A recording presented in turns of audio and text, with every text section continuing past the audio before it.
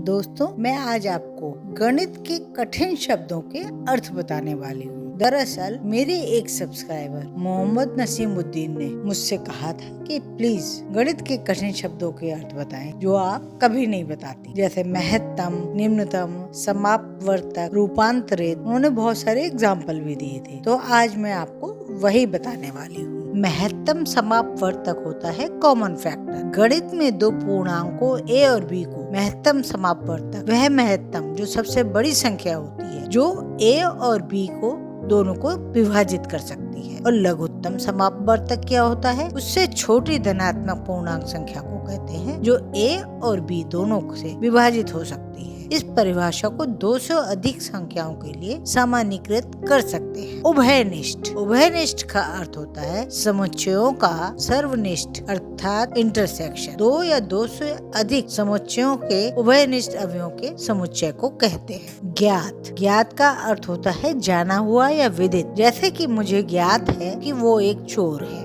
अंश। अंश को हर द्वारा बराबर भागों में विभाजित किया जाता है। अब हर क्या होता है? भिन्न की निचली संख्या हर बराबर भागों की कुल संख्या है जिसमें अंश को विभाजित किया जा रहा है। रूपांतरित। कोई चीज जो एक अवस्था या रूप से दूसरी अवस्था में रूपांतरित हो जाती है उसका रूपांतरण हो गया होता है। अगला शब्द है संग्रह। संग्रह को इंग्लिश में कलेक्शन या सेट कहते हैं। इसका अर्थ ऐसे समूह से होता है जिसमें कुछ निश्चित वस्तुएं या तत्व होते हैं और उनका कलेक्शन होता है, संग्रह होता है। समरूप। समरूप को अंग्रेजी में कॉन्ग्रुएंट। इसका अर्थ होता है समान आकृति और समान आकार वाली वस्तुएं, हालांकि उनकी स्थिति अलग हो सकती है। असमरूप। असमरूप का अर्थ होता है विभिन्नता, विभाजक अंतर। किसी वस्तु के गुणों को संख्याओं की हम तुलना करते हैं। निरूपण। निरूपण का अर्थ होता है स्पष्टीकरण या विवरण। व्युत्क्रम। व्युत्क्रम का अर्थ होता है निकास या बाहर निकालना। गणित में व्युत्क्रम का उपयोग किसी सूत्र, समीकरण या अविकल्प का बाहरी रूप से निकास करने के लिए प्रयोग किया जाता है। इससे गणित के प्रश्नों को समझने और हल करने में मदद मिलती है। धनात्मक। धनात्मक का अर्थ होता है सकारात्मक या जो लाभदायक हो।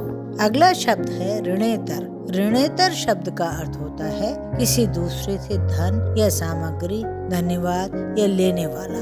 यह वित्तीय संदर्भों में प्रयोग किया जाता है। और ऋणात्मक। ऋणात्मक का अर्थ होता है ऋण से संबंधित या ऋण पर आधारित। धनेतर। धनेतर का अर्थ होता है धन से संबंधित या धन पर आधारित। ये शब्द भी वित्तीय संदर्भों में प्रयोग किया जाता है। मापांक।